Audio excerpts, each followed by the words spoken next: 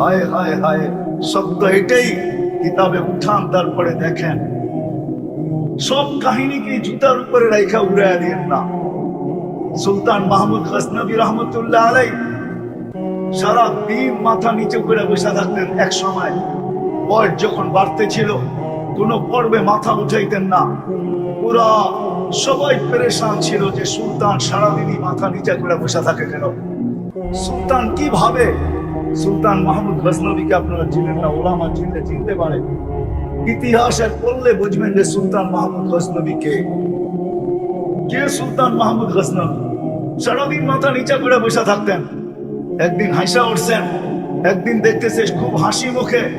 সবাই জিজ্ঞাসা করতেছে, সুলতান এতদিন তো মাথা নিচে করে বসে থাকতেন, শত প্রশ্ন করলেও একটা জবাব দিতেন না, আজকে এত হাস্য উজ্জ্বল কেন?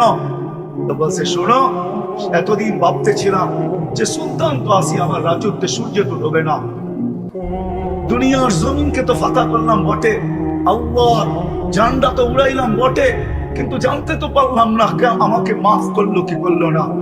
এই চিন্তা আমাকে বিপুর করে, এই চিন্তা আমার মাথাকে ঝুঁকায় দিছে।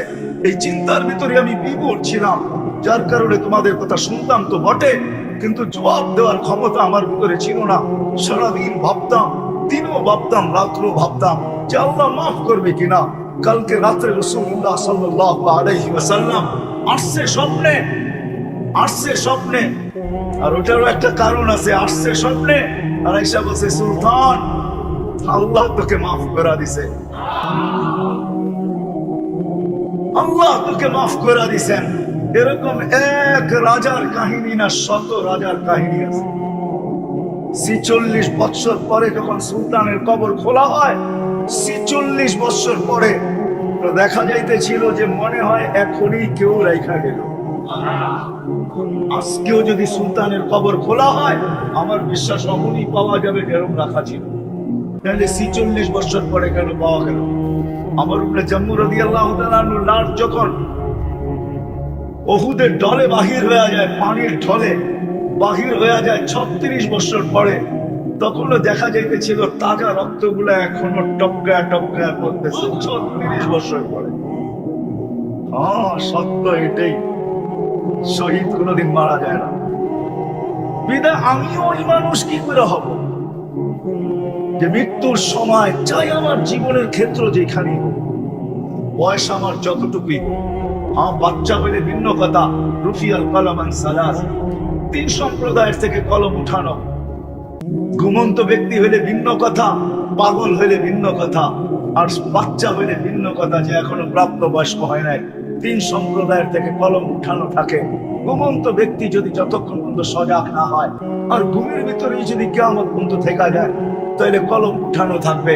পাগল যতক্ষণ পর্যন্ত ভালো না হয়, কলম উঠানো থাকে, তার বিরুদ্ধে কিচ্ছু লেখা হয় না। বাচ্চা যখন ছোট থাকে, প্রাপ্ত বয়স্ক না হয়, তার বিরুদ্ধে কিছু লেখা হয় না। পক্ষে তো লেখা হয় বটে, কিন্তু বিরুদ্ধে, তার বিরুদ্ধে কিছু লেখা হয় না, কলম উঠানো থাকে।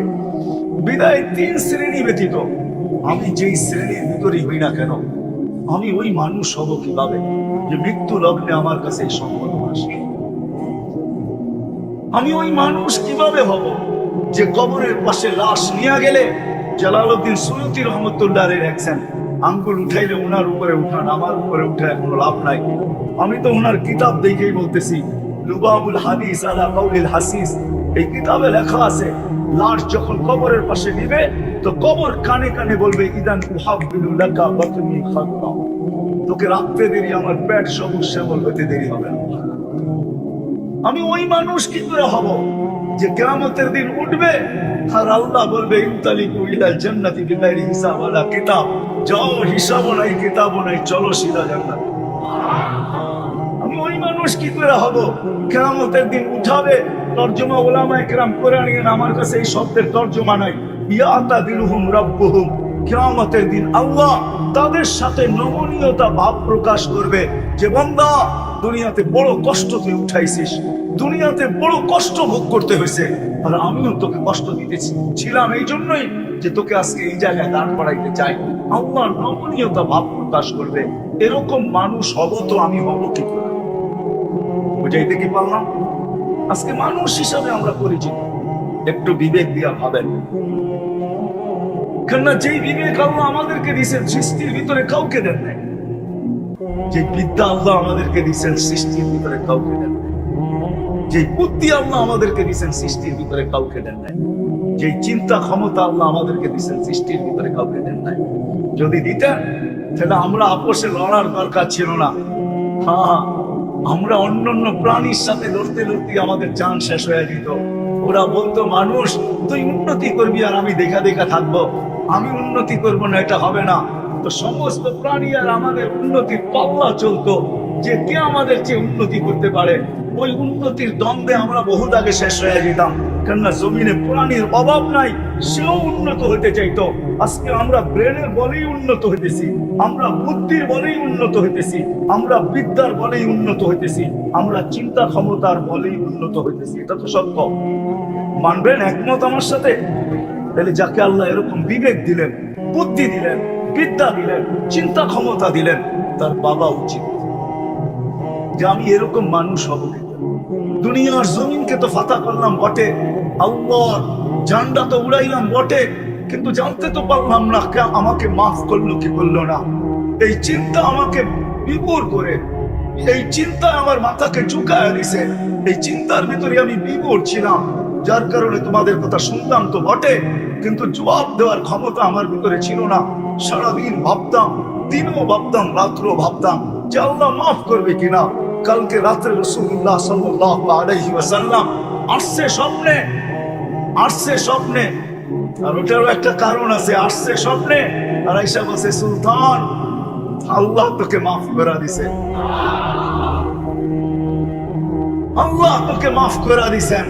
এরকম এক রাজার কাহিনী না, শত রাজার কাহিনী আছে। 46 বছর পরে যখন সুলতানের কবর খোলা হয়, 46 বছর পরে, তো দেখা যাইতেছিল যে মনে হয় এখনই কেউ রাইখা গেল। আজকেও যদি সুলতানের কবর খোলা হয়, আমার বিশ্বাস এখনই পাওয়া যাবে যেরকম রাখা ছিল। তাহলে 46 বছর পরে কেন পাওয়া গেল? মানুষ হিসাবে আমাদের দুনিয়াতে অস্তিত্ব, এতে কোনো সন্দেহ নেই। আমরা সবাই মানুষ হিসাবে নিজেকে নিজে পরিচয় দিতে ভালোবাসি আর পরিচয় দেয়া থাকি। আর আল্লাহ আমাদেরকে মানুষ হিসাবে অস্তিত্ব দিয়েছেন, এটার উপরে তো আঙ্গুল উঠানো যাবে না। এটা চির সত্য যে আমরা মানুষ হিসাবে দুনিয়াতে পা রাখছি। আমি কিন্তু কথা অতি অল্প সময় বলব, ধ্যান দিয়া শুনলে হয়তো বুঝে আসতে পারে। আর সুর আমার কথায় হবে না, সুর আমার কাছে নাই, কোত্থেকে আপনাদেরকে দিব বলেন? এরকমই কাটা কাটা কথা হবে, ধ্যান দিয়া শুনলে আশা করি বুঝে আসতে পারে। মানুষ হিসাবে আমরা দুনিয়ায় অস্তিত্ব নিলাম তো সত্য, মানুষ হিসাবে আমরা দুনিয়ার সৃষ্টির ভিতরে শ্রেষ্ঠ, এটাও সত্য। মানুষ হিসাবে আমরা সৃষ্টির ভিতরে সবচেয়ে সুন্দর, এটাও সত্য। কেননা মানুষই একমাত্র সৃষ্টির ভিতরে সবচেয়ে সুন্দর। চাই তার বর্ণ যেমনই হোক আর গঠন যেমনই হোক। বর্ণ বোঝেন তো? আফ্রিকার মানুষগুলা বর্ণ হিসাবে কালো, গঠন হিসাবেও বিদ্যুটে। মনে হয় যে কিছু কিছু এমন পাওয়া যায় যে ডাইসের কোনো ছোঁয়াই আল্লাহ দেন নাই। চাই তার গঠন যেমনই হোক, তারপরেও সে সৃষ্টির ভিতরে সবচেয়ে সুন্দর এবং গঠনগত দিক দিয়া সবচেয়ে সুন্দর। যতই বলা হোক পরি, আসলে পরি মানুষের চেয়ে সুন্দর না। যদি পরি মানুষের চেয়ে সুন্দর হতো, তাহলে মানুষের সৌন্দর্যের কসম আল্লাহ কোনোদিন খাইতেন না। কসম খায়া মানুষের সৌন্দর্য কোনোদিন বর্ণনা করতেন না। তাহলে পরির সৌন্দর্যকে আল্লাহ কসম খায়া বর্ণনা করতেন। সর্বদিক দিয়েই আমরা সৃষ্টির ভিতরে সেরা বটে, এটা নিয়ে কোনো দ্বিমত নাই। যদি সিরিয়ালে বানাইতে হয় তাহলে অনেক লম্বা সময় লাগবে, আর এত সময় আমার হাতে নাই, 9টার ভিতরে কমপ্লিট করতে হবে। এই জন্য হাতে যতটুক সময় আছে আসল কথা বুঝানোর দিকে যেতেছি। মানুষ হিসাবে তো আমি অস্তিত্ব নিলাম, আর মানুষ হিসাবে এই দুনিয়ার আমার বসবাস। আর এই বসবাসটা চিরদিনের জন্য না। যদিও বয়সটা আমার, জীবনটা আমার, কিন্তু আল্লাহ জানার মতো কোনো সিস্টেম রাখেন নাই যে আমি কদিন দুনিয়াতে থাকবো, এটাও আমি জানি না। জানি না দুনিয়ার কেউ জানে কি জানে না, মেশিন আসছে কি আসে না আমি জানি না, যে মানুষের শরীরে লাগায়া বা রক্ত বা মানুষের যে কোনো জিনিস গোস্তের টুকরা কাইটা যদি টেস্ট করা হয়, তাহলে রিপোর্ট বাহির হয়ে আসবে যে তুমি এতদিন বাস করবে। এরকম মেশিন মনে হয় এখনো দুনিয়াতে আসে নাই। আর আমার বিশ্বাস যতদিন দুনিয়া থাকবে এরকম মেশিন আসবে না। আমার কথা বুঝেন তো? বিদায় জীবনটা আমার হলো, কতদিন থাকবো এটা আমি জানি না, কেউ জানি না। জীবনটা কেন, সত্য তো এটাই, মানুষের কোনো অঙ্গই মানুষের কথায় চলে না, ঠিক না? যদি মানুষের কথায় মানুষের অঙ্গগুলা চলতো, তাইলে মানুষের কিডনি ফেল হইতো তো হইতো কেন? সে তো কোনোদিন চায় না যে আমার কিডনি ফেল হোক, সে তো কোনোদিন চায় না যে আমার হার্ট ফেল হোক, সে তো কোনোদিন চায় না, আমি তো কোনোদিন চাই না যে আমার চোখের দৃষ্টিশক্তি কমুক, আমাকে চশমা পড়তে হোক। আমি তো কোনোদিন চাই না যে আমার চোখের ছানি পড়ুক, আমাকে অপারেশন করে লেন্স পড়তে হোক। কি চান নাকি আপনারা? অনেক লোক কিন্তু এরকম আছে, যদি হয় আর যদি তাতে মৃত্যু হয়, তাহলে কিন্তু শাহাদতের মালা মুসলমানের গলায় পরানো হবে। কিন্তু এইখানে একজনও সেটা যাবে না। মানুষ যদি ডায়রিয়ায় মারা যায় আর যদি ঈমান থাকে তার, তাহলে শাহাদাতের মৌত, এইখানে একজনও হাত উঠাবে না যে আমি ডায়রিয়ায় মরতে চাই। কি যাবেন? হ্যাঁ, একজনও তো চাইলেন না শাহাদাতের মৌত। এর চেয়ে উচ্চাঙ্গের মৌত আর কি হইতে পারে? এটাও মানুষ চায় না। আরো আছে, বলতে গেলে দেখানো যাবে। এই জন্য আমি কখনো কখনো বলি, মতানৈক্য কেউ করেন না, ভালো মতে তাহকিক করেন। যে উম্মত সাধারণ মৌত মরেও এটা আল্লাহ চায় না, কমসে কম উম্মতে মুহাম্মদী। যদি সাধারণ মৌত উম্মতে মুহাম্মদী মরতো, তাইলে আল্লাহ এই উম্মতের জন্য শহীদের সিরিয়াল সংখ্যা প্রকার 56টা কোনোদিন দিতেন না। এই উম্মতের জন্য শহীদের প্রকার কয়টা? 56 কয়টায় হয়? 50 আরো 6টা, ঠিক না? 56 প্রকার শহীদ দিছেন আল্লাহ এই উম্মতের জন্য। বুঝা গেল আল্লাহ চায় না যে এই উম্মত স্বাভাবিক মৌত, স্বাভাবিকভাবে মারা যাক, সাধারণ মারা মরুক, এটা আল্লাহ কোনোদিন চায় না। তো একটা দেখাইলাম যে মানুষের কোনো অঙ্গই মানুষের কন্ট্রোলে না। সত্য তো না? আপনার কন্ট্রোলে? হাত যদি আপনার কথা মানতো, তাহলে বহুতবার কাইটা পট্টিও লাগাইছেন, ঠিক না? কাটে নাই এই পর্যন্ত হাত 2-1 বার। আপনি কি চাইছেন যে আপনার হাত কাটুক আর এটা দিয়ে রক্ত জড়ুক? মানুষের কোনো অঙ্গই মানুষের কন্ট্রোলে না, সত্য এটাই, পুরাটাই আল্লাহর কন্ট্রোলে। বিদায় মানুষ হিসাবে যদিও নাকি আমাদের অস্তিত্ব, শ্রেষ্ঠত্বের মুকুট যদিও নাকি মাথায়, ওয়ালাকাদ কাররামনা বানি আদম, সৌন্দর্য যদিও নাকি সৃষ্টির ভিতরে আমাদের দেহে লাগানো, লাকাদ খালাকনাল ইনসানা ফি আহসানি তাকওয়িম, সৌন্দর্য এবং গঠন সৃষ্টির ভিতরে সবচেয়ে বেশি আমাদের গায়ে লাগানো। আর সত্য এটাই, কেননা আমরা কুদরতি হাতের তৈরি, বাকি সৃষ্টি তো হুকুমের তৈরি। কোন ফাকান, কোন বলতে দেরি হইতে দেরি হয় নাই। আমাদেরকে কোন দিয়া তৈরি করেন নাই, আমাদেরকে তো কুদরতি হাত দিয়া তৈরি করছেন। সমগ্র সৃষ্টিকে তো 6 দিনে কমপ্লিট করছেন, আমাদেরকে তো প্রত্যেককে 10 মাস সময় নিয়া কুদরতি হাত দিয়া নিখুঁত ভাবে আমাদেরকে তৈরি করছেন। যার কারণেই আমি আজকে সৃষ্টির মাঝে ভাব দেখায় চলতে পারি। ভাব বোঝেন তো? কি ভাব বোঝেন তো? ভাব, অহংকার বললাম না, অহংকার বললে গায়ে লাগবে, ঠিক না? এই জন্য শব্দ চেঞ্জ করে বললাম, যাতে সইতে পারি আমরা। ভাব দেখায় চলি, দেখেন না? যুবক দেখেন, যুবক তোমরা রাগ করো না, তোমাকে পায়ে হাত রাখো। যুবক যখন চলে তো দেখেন ভাব দেখায় চলে। বাইক হইলে তো কোনো কথাই নেই, ঠিক না? বাইকের পিঠে যদি হয়, মানে ডিজিটাল ঘোড়ার পিঠে যদি হয়, তাহলে তো কোনো কথাই নাই, ঠিক না? আর যদি পিছে কেউ বসা থাকে, এটা যুবকরা বুঝবে, বৃদ্ধরা বুঝবেন না, কারণ আপনারা তো বিয়ে শাদী করেন না, কোথেকে বুঝবেন? আপনাদের যুগে তো এগুলা ছিলই না। পিছে যদি কেউ থাকে তাহলে কোনো কথাই নেই, ঠিক না? বাবের আর শেষ নাই, ঠিক না? কি যুবকরা বোঝলা তো পিছে কেউ থাকে? যুবকরা বুঝা ফেলছে। যদিও মানুষ বাপ নিয়ে চলে, সত্য, কিন্তু আমার প্রশ্ন এগুলা না। আমার প্রশ্ন হলো, আমি ওই মানুষ হব কিভাবে? আমি তো মানুষ হিসেবে অস্তিত্ব নিলাম, শ্রেষ্ঠত্বের মুকুট আমার মাথায় আসলো। সৃষ্টির ভিতরে আমি সবচেয়ে সুন্দর, গঠনের দিক দিয়েও, রূপের দিক দিয়েও। দুনিয়াটা আল্লাহ আমাকে গিফট দিলেন, পুরস্কার দিলেন। হুয়াল্লাযী খালাকা লাকুম মা ফিল আরদি জামিআ। কুরআন আমাকে বুঝাইতে চায়, দুনিয়ার সব জিনিস মানুষ তোকে আমি গিফট দিলাম।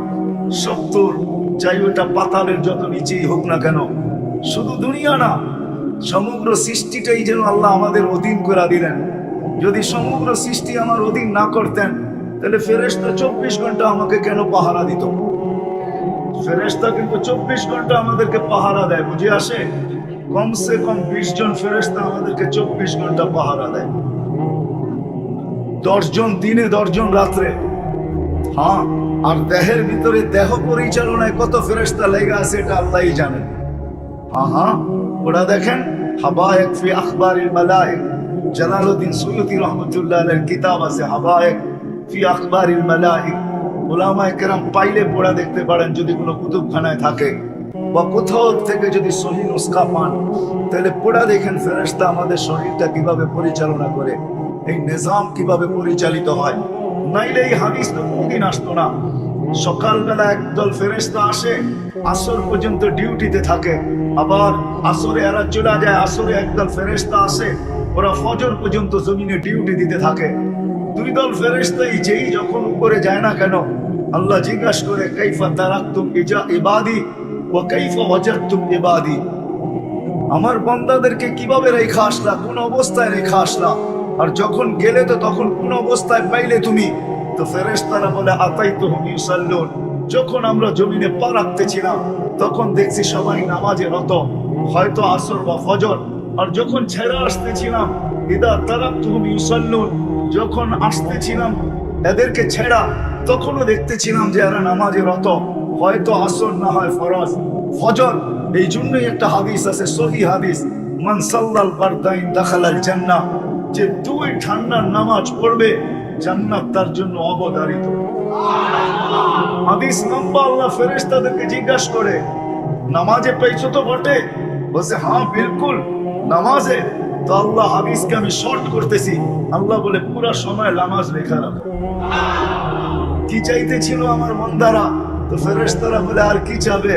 জান্নাতই চাইতেছিল। আপনাকেই চাইতেছিল। তো আল্লাহ বলে, আমিও হয়ে গেলাম, জান্নাতও দিয়া দিলাম। যদিও 24 ঘন্টা ফেরেশতা আমাদেরকে সুরক্ষিত করে, কিন্তু আমার প্রশ্ন এটা না। আমার প্রশ্নের জায়গায় চলে আসছে যে আমি ওই মানুষ হব কি করে? মানুষ হিসাবে তো অস্তিত্ব নিলাম, মানুষ হিসাবে আমি সমাজে পরিচিত, আমি লিখতেও ভালোবাসি, বলতেও ভালোবাসি, আবার আমি বইলেও বেড়াই আমি সৃষ্টির সেরা, আমি সৃষ্টির সর্দার, মানি আমি সব। কিন্তু আমি ওই মানুষ হব কি করে? যতদিন দুনিয়ায় থাকবো, তো কোরআন আমাকে বলবে, উলাইকা খায়রুল বারিয়া, এই জমিনের বুকে তোমার চেয়ে উত্তম কেউ নাই। আমি ওই মানুষ হব তো হব কি করে? প্রশ্ন কি বুঝে আসলো? যতদিন আমি জমিনে থাকবো, চাই যুবক বেশে থাকি, চাই নারী বেশে থাকি, চাই পুরুষ বেশে থাকি, চাই আমি গরিব বেশে থাকি, চাই আমি ধনী হিসাবে থাকি, চাই আমি সম্পত্তির মালিক হিসাবে থাকি, দুনিয়ার যার কাছে যে স্থান আছে, ওই স্থান হিসাবে একজন অটোওয়ালা হোক আর একজন সুইপার হোক, পেশায় সে যেই হোক না কেন, যেই কোনো পেশার অধিকারী হোক না কেন, আপনাদের কাছে আমার প্রশ্ন যে আমি ওই মানুষ হব কি করে? যেই মানুষ জমিনে যতদিন থাকবে, তো আল্লাহ বলবে, উলাইকা খায়রুল বারিয়া, তোর চেয়ে জমিনের পিঠে আমার কাছে উত্তম কেউ নেই। সত্য এটাই।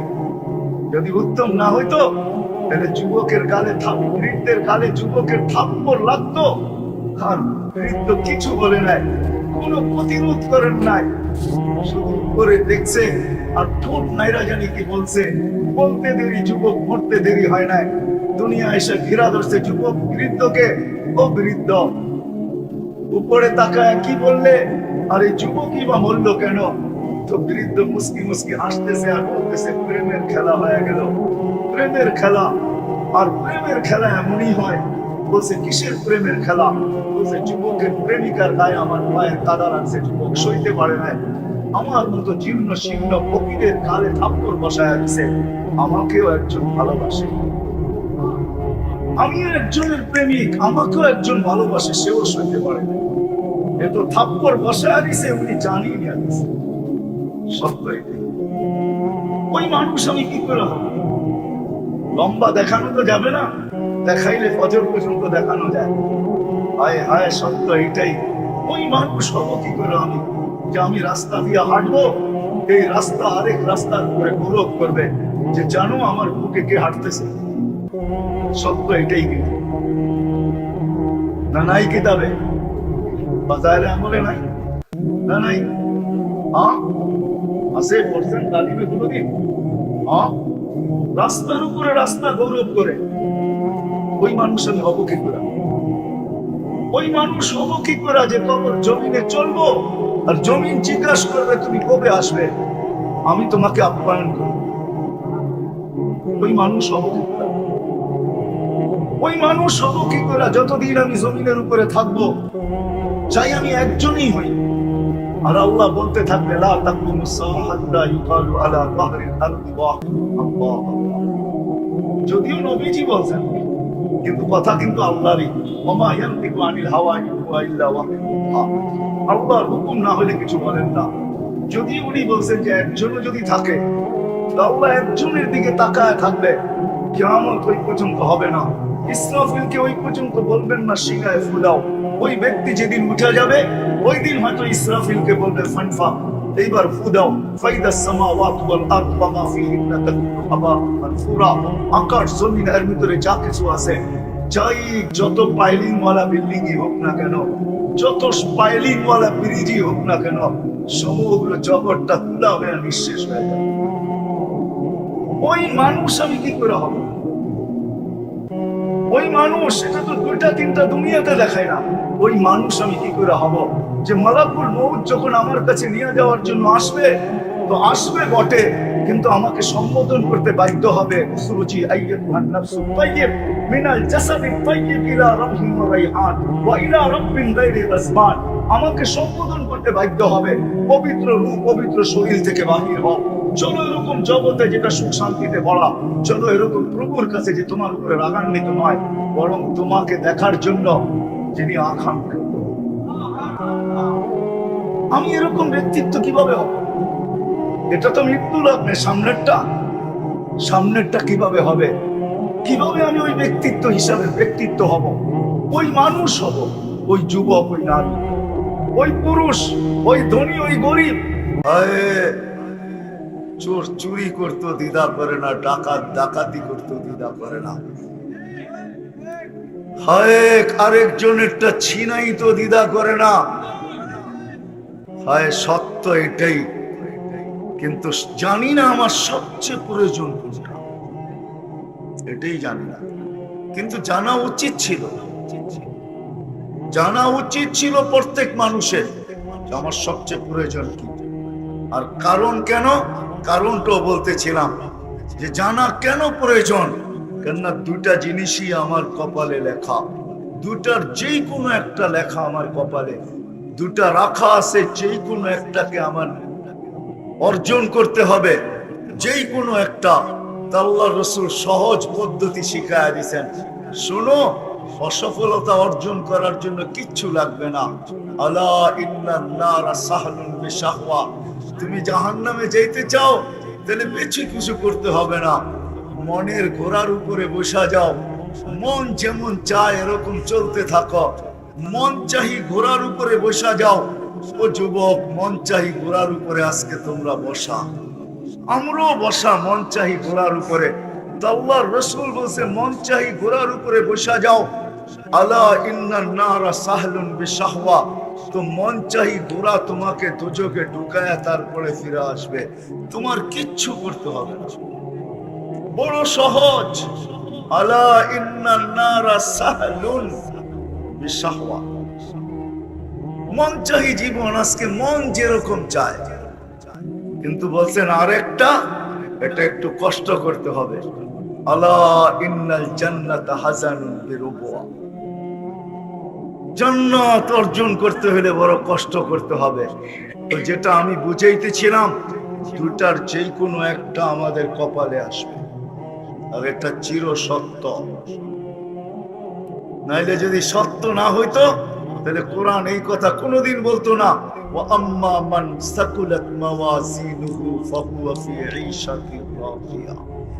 কোরআন এই কথা কোনোদিন বলতো না, ওয়া আম্মা মান খাফফাত মাওয়াজিনুহু ফাউম্মুহু হাবিয়া। যার আমলনামার পাল্লা ভারী হবে, ফাহুয়া ফি ঈশাতির রাদিয়া, চির সুখের জায়গা জান্নাতে যাবে। আর যার পাল্লা ভারী হবে না, চির অশান্তির জায়গা দোজকে যাবে। কেমন অশান্তি? আমি তো বলি দোজকের কোনো আযাব প্রয়োজন নাই, শুধু দেহটাই যথেষ্ট। বিশ্বাস যদি না হয় তাহলে আমি দেহের একটু বর্ণনা দিই। শুধু বসতে জায়গা লাগবে 470 কিলোমিটার। কত? যার বসতে জায়গা লাগবে 470 কিলোমিটার, পিছনের অংশটা, কোমরের নিচের অংশটা এতটুকু বড় হবে যে 470 কিলোমিটার লাগবে বসতে। এই দেহটা উঠাবে তো উঠাবে কি করে? একটা দাঁত হবে 10 কিলোমিটার চওড়া,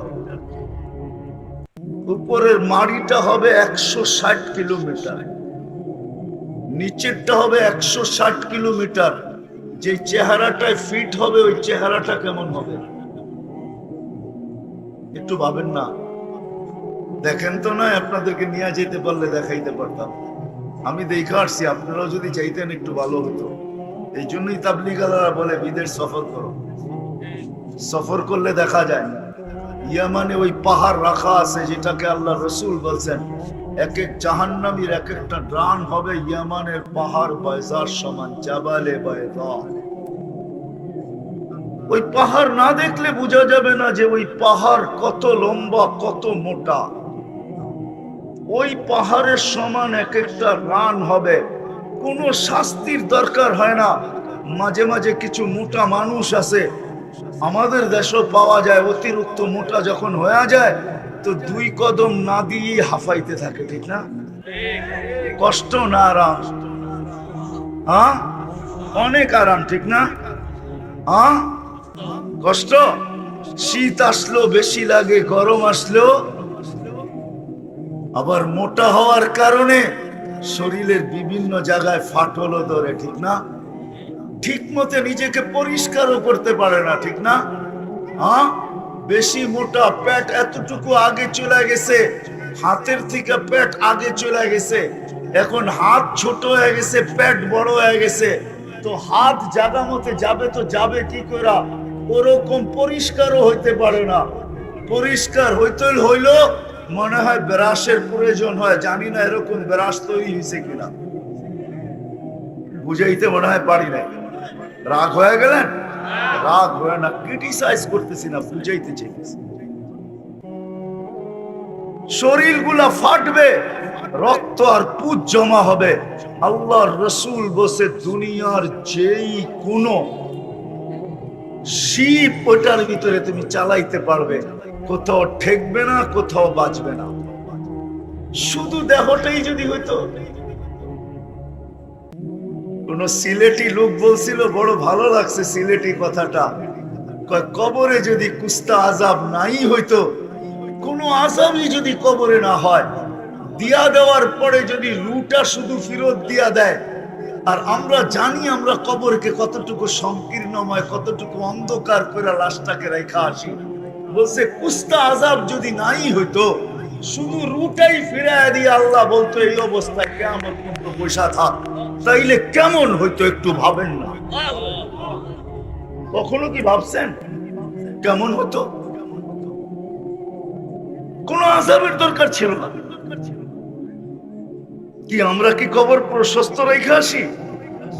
কয়েক মাইল পর্যন্ত কতটুকু সংকীর্ণ করি?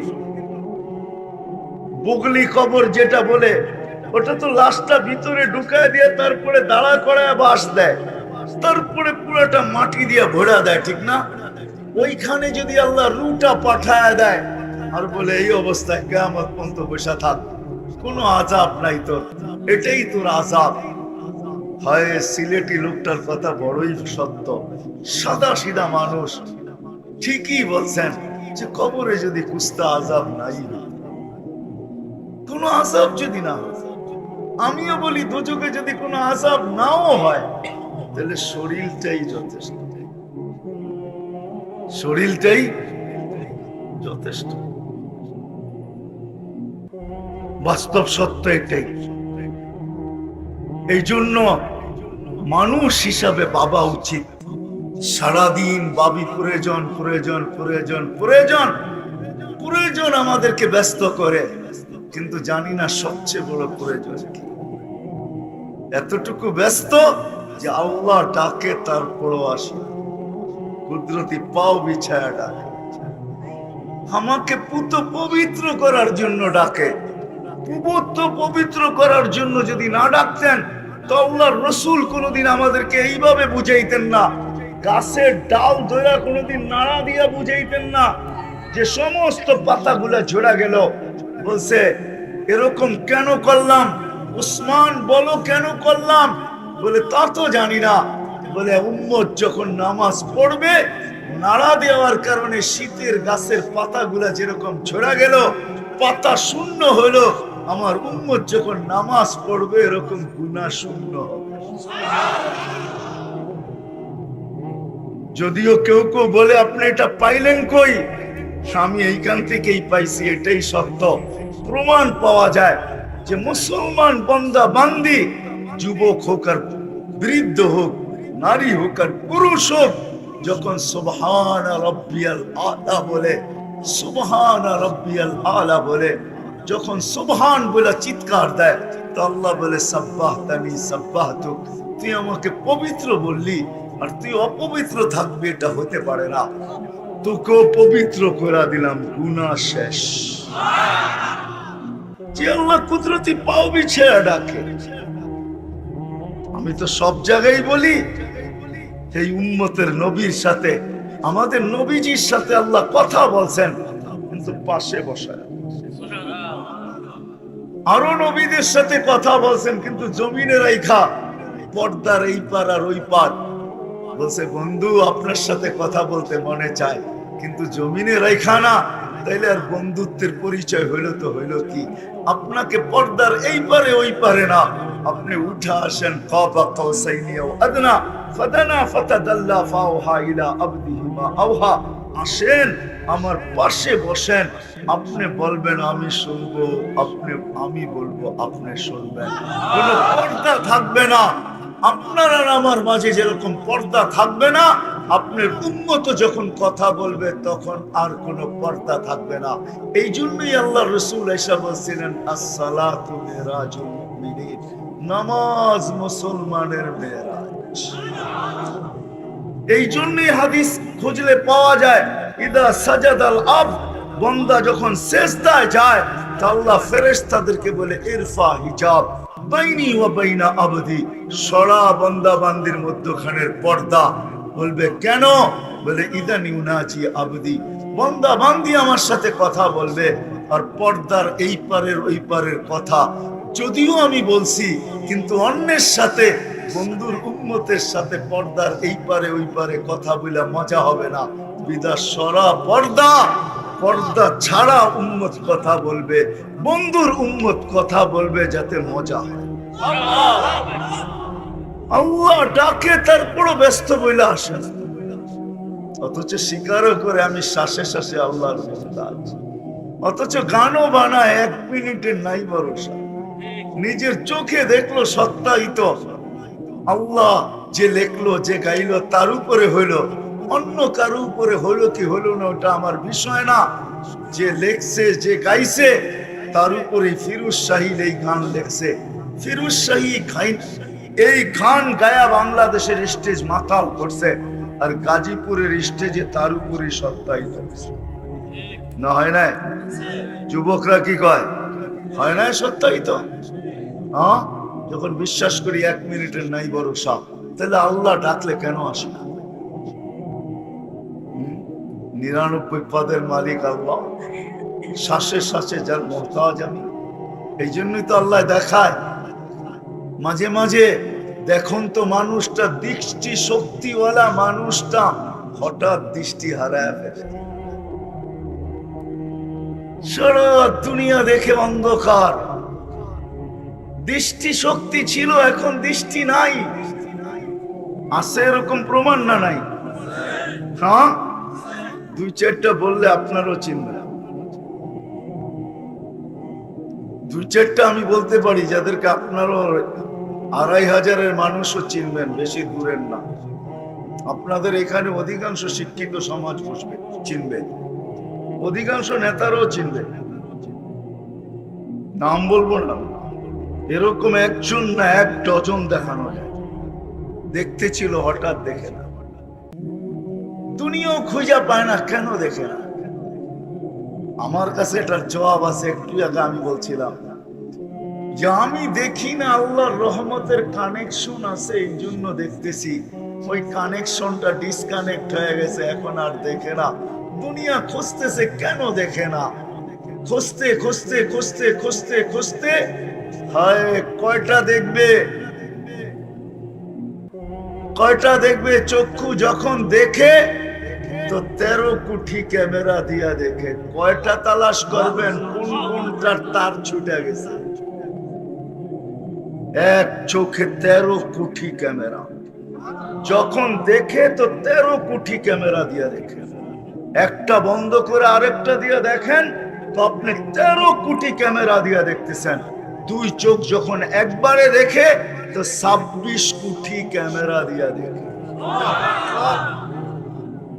এই জন্য মাঝে মাঝে দেখা যায় বলতে বলতে এক সময় বাক শক্তি হারায় ফেলে, আর বলতে পারে না। জীবিত তো আছে বটে, সচ্ছল তো আছে বটে, চলমান তো আছে বটে, কাজকাম করে তো বটে, কিন্তু মুখ দিয়ে আর উচ্চারণ করতে পারে না। আসলে দুনিয়া তালাশ করতেছে, কেন বলে না? একটা উক্তি দিয়া দেয়, আপনার এটা হয়েছে সেটা হয়েছে। সোজা কথা তো বিজ্ঞান বলতে চায় না। যদি বলে দিত যে রহমতের কানেকশন ডিসকানেক্ট হয়ে গেছে, এই জন্য তুমি বলতে পারতেছো না, এটা তো বলে না, তো একটা কারণ বলে দেয় যে এই কারণে বলে না। কারণ একটা দেখায় দেয়, চিকিৎসা চলতে থাকে, টাকার বান্ডেল চাইতে থাকে, ওরা বড় লোক হইতে থাকে। কিন্তু এক কথায় যদি বলে যে না, রহমতের কানেকশন ডিসকানেক্ট হয়ে গেছে। কানেকশন যতক্ষণ পর্যন্ত ছিল তুমি বলতে পারতেছিলা, কানেকশন শেষ হয়ে গেছে। গাড়ি চিন্তা করো কে লেগে, আমরা আসি না, ঠিক না? এরপর মোবাইলই বন্ধ, ঠিক না? আছে না নাই? বোঝেন তো আমার কথা, ইঙ্গিত তো বোঝেন। কারে আমরা আসি না, পরে মোবাইলই বন্ধ, সিমই চেঞ্জ করে লাইছে। ডেলি বাড়ির সামনে দিয়ে যাই, তো এখন অন্য দিক দিয়ে যায়। যদি কোনো এক সময় দেখাও হয়ে যায়, কারে ওইটা কথার কথা বলছি, তুমি ওইটা সত্য মনে করে বসে আসো কেন? ঠিক না? হায় হায় হায়, ফেরেশতারা আমরা আসরা দিয়া পাইগা যাব না। নাহনু আউলিয়াউকুম ফিল হায়াতিদ দুনিয়া ওয়া ফিল আখিরাহ। আমরা বাগার ব্যক্তি না, আমরা সঙ্গে সঙ্গে থাকব, আমরা সঙ্গে সঙ্গে থাকব। সত্য এটাই। এই জন্য ছাড় পত্র নিতে হবে, নিজের এই ছোট জীবনটা গ্রহণযোগ্যতা পর্যন্ত পৌঁছাইতে হবে। কেননা কবর এরকম জায়গা, আখেরাত এরকম জায়গা, আমারটা আমাকে একা সম্মুখীন হইতে হবে, আমাকে একা সম্মুখীন হইতে হবে। মোকাবেলা তো বলা যায় না। তো দুনিয়াওয়ালারা বলে করোনার মোকাবেলা করব, এটার মোকাবেলা করব, এটার মোকাবেলা করব। আল্লাহ জানি কেমনই। আল্লাহ মাঝে মাঝে ভাবি, হায় আল্লাহ, সত্য এটাই, তুমি যে রহিম, তুমি যে করিম, তুমি যে রহমান, তুমি যে জওয়াদ, হায় হায় হায়, এটার মনে কোনো সীমানা আসলেই তো নাই। এটাই সত্য। হ্যাঁ, এটাই সত্য, এটাই সত্য। সব কিছু আল্লাহর ভোগ করে আর স্লোগান দিয়ে আল্লাহর নাফরমানি করে, ঠিক না? 24 ঘন্টা অক্সিজেন কার ভোগ করে? হ্যাঁ হ্যাঁ। আচ্ছা, 1 মিনিটের জন্য যদি আজকে অক্সিজেন চলে যায় 12টা 1 মিনিটের আগের থেকে নিয়ে 12টা পর্যন্ত অক্সিজেন থাকবে না বাংলাদেশে, কি চলবে না? কেন চলবে না? হ্যাঁ, এত প্রযুক্তি, এত উন্নত, চলবে না কেন? 1 মিনিট না থাকবে না, 12টা 1 মিনিটে অক্সিজেন ফিরা চলে আসবে, চলবে না? বুঝা কন না বুঝা কন? হ্যাঁ, পড়ালেখা করে বলতেছেন না পড়ালেখা ছাড়াই বলতেছেন? চলবো? হ্যাঁ, হায় হায়, আল্লাহ জানি কেমন। 24 ঘন্টা আল্লাহর নাফরমানি, 24 ঘন্টা আল্লাহর অক্সিজেন ভোগ করে আজ পর্যন্ত 1 মিনিটের জন্য অক্সিজেনের শর্টেজ হইল না, লোডশেডিং হইল না। রোগ থেকে আপনাদের বরফা পর্যন্ত মাত্র 8 কিলো, আসতে লাগে আধা ঘন্টা। তাহলে গাড়ির গতি ছিল 12 ঘন্টায় 16, ঠিক না? কি 16-র অর্ধেকই তো 8। হ্যাঁ, রাস্তাঘাট গুলো আজকে অবস্থা দেখেন, ঢাকা শহরের অবস্থা, সব যেন নাফরমানির জন্য প্রস্তুতি নিতেছে। এলাকায় এলাকায় যুবকদেরকে দেখেন প্রস্তুতি নিতেছে, বাড়ির ছাদের উপরে প্রস্তুতি চলতেছে। নতুন বৎসরকে, হায় হায়, ও জানে না নতুন বৎসর ওর জন্য তুফানও নিয়ে আসতে পারে, গজবও নিয়ে আসতে পারে, নতুন বৎসর চিৎকারও নিয়ে আসতে পারে, যে সবাই চিৎকার দিতে থাকবে মাতা নাসরুল্লাহ। কোরআনে আছে যে চিৎকার দিতে পারে মাতা নাসরুল্লাহ, মাতা নাসরুল্লাহ। আল্লাহর মদদ সাহায্য কবে আসবে? আল্লাহ বলছেন লা উবালি বিকুমুল, আল্লাহ রসুল শুনাইছেন এক পর্ব আসবে, লা উবালি বিকুমুল্লাহু বালা। তোমরা সারাদিন দোয়া করবে, একটা দোয়া মাথার উপরে উঠবে না। আজকে মুসলমান কি দোয়া না করে, কয়টা কবুল হয়? ইব্রাহিম ইবনে আদহাম রহমতুল্লাহ আলাইহি জিজ্ঞাসা করছিল, ইব্রাহিম, চোখের পানি তো কম ঝরাই না, দোয়া কেন কবুল হয় না? মা তাকুলু হুকুম, রু না থাকলে শরীরের আর কি থাকে? তোদের দিল মরে গেছে, দিল জিন্দা না, দিলের রু বাহির হয়ে গেছে, দোয়া মাথার উপরে 1 ইঞ্চি উঠে না, 1 ইঞ্চি উঠে না। কি দোয়া না করে, কি দোয়া না করি আমরা? দুরবস্থার উপরে কবুল হয় না কেন? দিল মরে গেছে, নাফরমানির প্রস্তুতি চলতেছে। পায়ে হাত রাখি বুঝান, যুবক যদি থেকে থাকো বুঝো, দুনিয়ার রীতি এটা, নিয়মই এটা, যে এখানে আসছে বেশি দিন থাকবে না। যার কাছ থেকে আসছে তার কাছে যাবে, কিন্তু ছাড়পত্র নিয়ে যেতে হবে। ছাড়পত্র যদি নিয়ে যায় তাহলে সর্ব জায়গায় সেলুট, সর্ব জায়গায় সালাম, সর্ব জায়গায় সুস্বাগত জানানো হবে, সর্ব জায়গায় আপ্যায়ন হবে, আপ্যায়ন। হ্যাঁ হ্যাঁ, আরো সে নিচু আপ্যায়ন। নাইলে হাদিসে কেন আসতো ফুতুরুকুম ইয়াবরু তাহতা আরশির রহমান?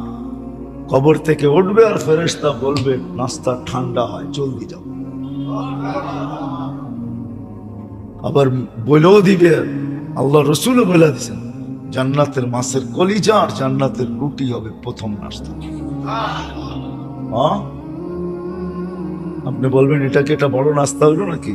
মাছের কলিজার কাবাব আর রুটি, এটা একটা বড় নাস্তা হইলো নাকি? খায়া দেখেন কেমন বড় হয়।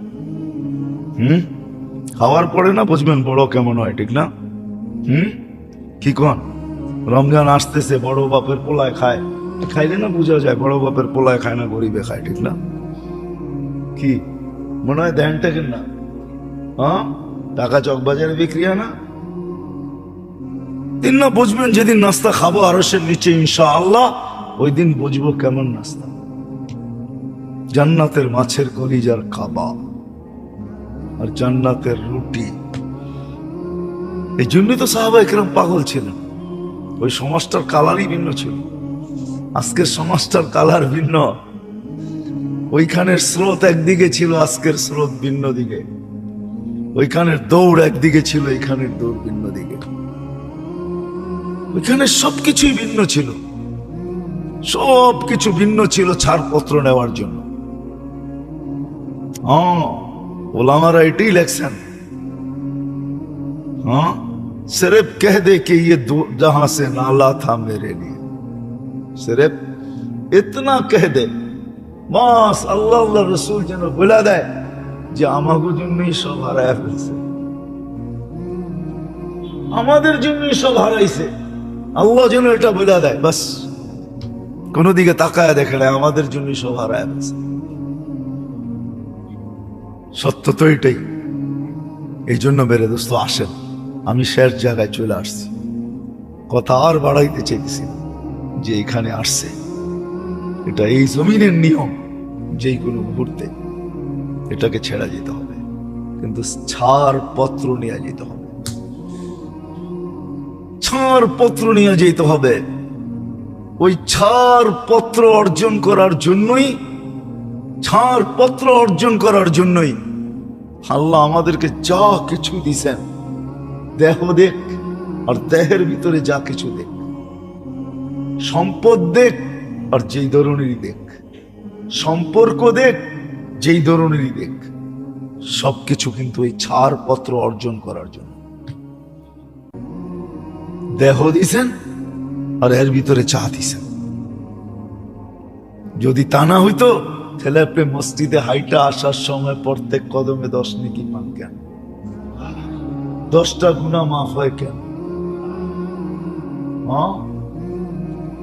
10টা মর্যাদা বাড়ে কেন? মা বাবাকে সদয় দৃষ্টিতে দেখলে কবুল হজের সওয়াব মিলে তো মিলে কেন? ইখলাসের সাথে আল্লাহ বলতে দেরি, আল্লাহ জবাব দিতে দেরি করেন না, দেন তো দেন কেন? সুবহানাল্লাহ বলতে দেরি, সৌরজগতের অর্ধেক জায়গা নেকি দিয়া পড়তে দেরি করে না, এটা হয়তো হয় কেন? বুঝা গেল দেহ দিছেন, এর ভিতরে চা দিছেন ওই ছাড়পত্র নেওয়ার জন্য, যেন কোথাও আমাকে দাঁড়াইতে না হয়। হ্যাঁ, এখন একটা সিস্টেম আছে, এখন একটা সিস্টেম আছে, এখন আর ছাড়পত্র হাতে নিয়ে করতে হয় না, সিস্টেম আছে। আমাদের দেশে এখনো হয়ে উঠছে কিনা আমি জানি না, কিন্তু দুনিয়া ঘুরে আমি দেখছি এটা হয়ে উঠছে, হয়ে গেছে।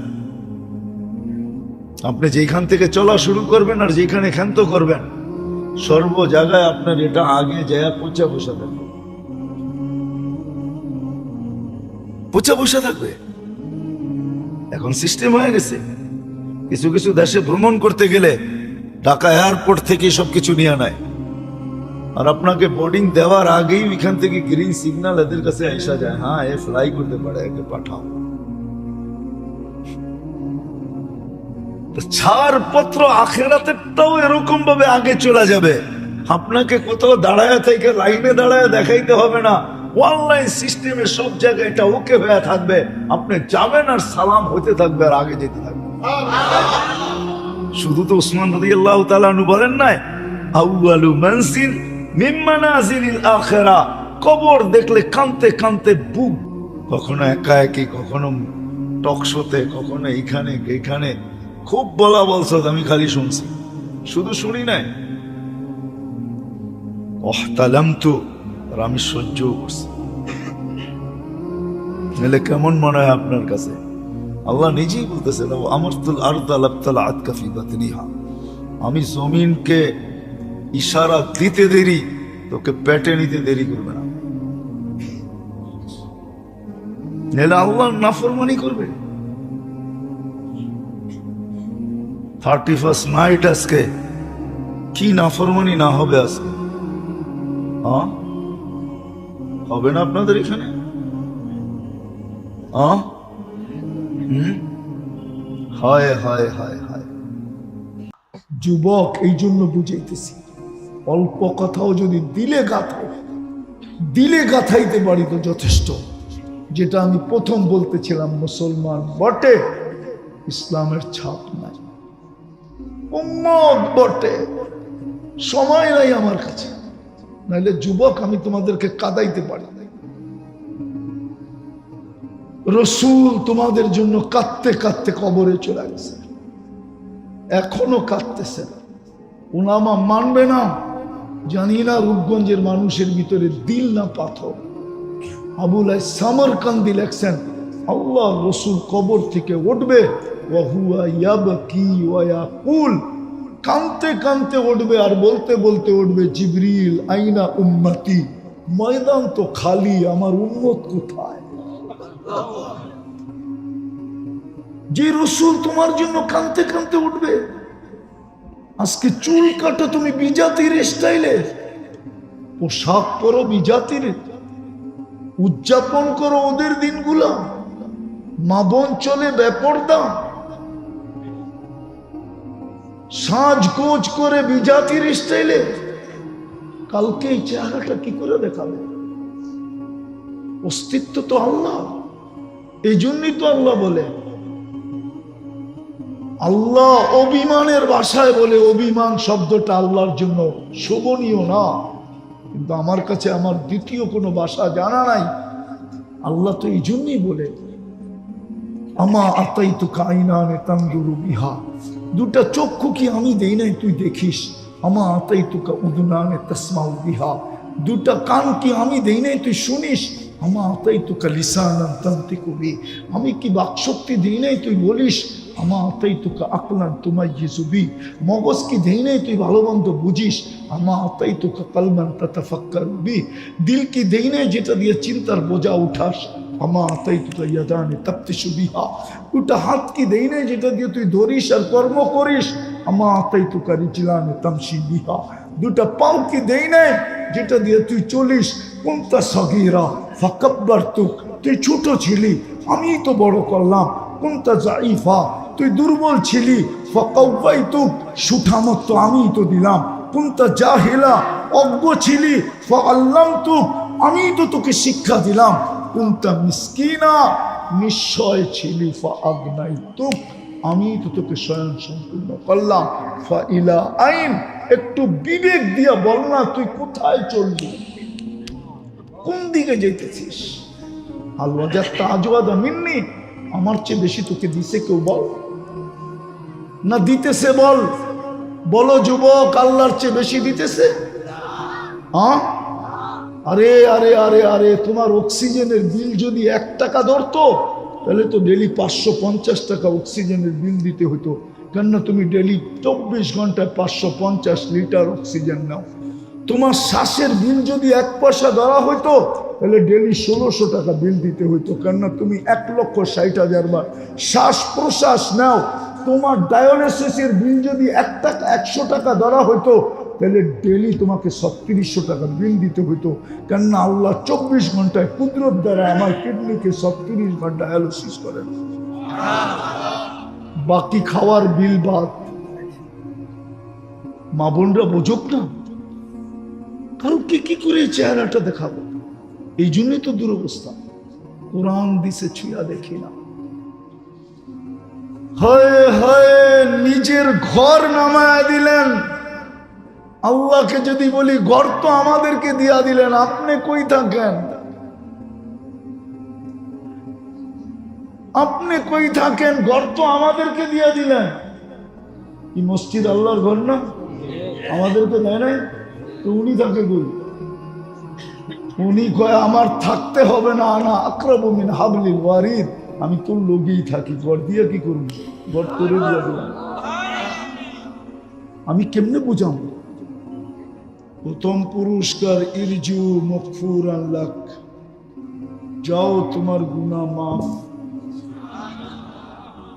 দ্বিতীয় পুরস্কার দিবে, বুদ্দিলা সাইয়্যাতিকুম হাসানাত, গুনার জায়গা নেকি দ্বারা পরিপূর্ণ করবে। তৃতীয় পুরস্কার দিবে ইয়াযকুরুল্লাহ ফী মান ইনদা, আমাদের প্রত্যেকের নাম নিয়ে আল্লাহ ফেরেশতাদের সামনে আলোচনা করবেন। আর চতুর্থ পুরস্কার, আল্লাহর নিয়ম হলো আল্লাহ যারা আলোচনা করবেন তাকে শাস্তি দিবেন না। বিদায় চারটা বড় বড় পুরস্কার নিয়ে উঠবো, কিন্তু শর্ত কয়টা? কয়টা শর্ত? দুটা। পরিপূর্ণ মনোযোগ দিয়ে শোনা, দ্বিতীয় পরিবেশটাকে নির্জুম রাখা। ওলামায়ে কেরামের প্রোগ্রাম বিদায় প্রশ্ন বলতে পারেন, কথা বলার ভঙ্গিও বলতে পারেন যে আজকে মুসলমানের দুরবস্থা কেন? যেই দিন মুসলমানের সংখ্যা 313 ছিল ওই দিনও তো এই দুরবস্থা ছিল না। আজকে তো 250 কোটি, মনে হয় বুঝাইতে পারতেছি না। যেই দিন 313 ছিল ওই দিনও তো দুরবস্থা ছিল না, আজকে তো 250 কোটি। যখন 313 ছিল তখন মুসলমানের ঘোষিত কোনো দেশই ছিল না।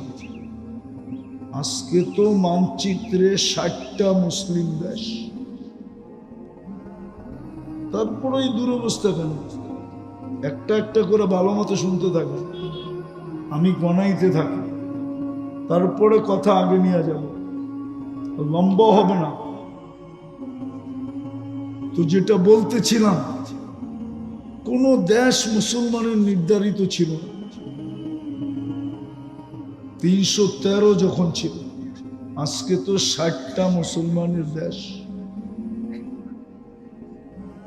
313 যখন ছিল তখন কারো পেটে ভাত ছিল না, গায়ে জামা ছিল না, পায়ে জুতা ছিল না, মাথা গুচার ঠাই ছিল না। এমনকি লড়ার জন্য যদি তলোয়ার দেখি তো মাত্র 3টা ছিল।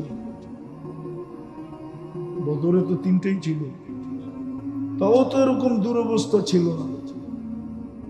আজকে তো মুসলমানের চেয়ে বেশি আইটেম দুনিয়ার কেউ খায় না, মুসলমানের চেয়ে কাপড় দুনিয়ার কেউ পরে না, মুসলমানের চেয়ে বিলাসিতার জীবন কেউ কাটায় না। হুজুররা মনে হয় বিশ্বাস করে না, চেহারায় কয় বিশ্বাস করে দিয়ে লাশ দাফন করতেছে, আর নিজেরা ঘরের ভিতরে বৈশা শীতে কনকনে কাঁপতেছে। দেখেন নেট উঠান, দেখেন দেখেন আমার কথা সত্য কিনা। ওরা 2 মাস আগে আমাদের কাছে অনুরোধ করছে, কিচ্ছু লাগবে না, আমাদেরকে কাফন পাঠান। আমরা কম্বল দিয়ে দাফন করতেছি, আমাদের ঘরের কম্বল শেষ হয়ে গেলে আমরা শীতেই মরে যাব। আর আপনি এখানে স্লোগান দেন কিছু হবে, কিচ্ছু হবে না। আমি তো প্রমাণ দিলাম। বিদায় রাস্তা আমাদের কাছে খোলা আছে, আল্লাহকে পক্ষে আনতে হবে। আল্লাহ পক্ষে আসলো, হ্যাঁ হ্যাঁ এই কথায় আমি বিশ্বাসী, আর কোন কথায় বিশ্বাসী না। আমি এই কথায় বিশ্বাসী, আল্লাহ যদি পক্ষে হয় তাইলে আবাবিল ফাইটার হবে। ছোট ছোট ছোট ছোট পাথরের কণা হবে। আল্লাহ প্রমাণ দিছে।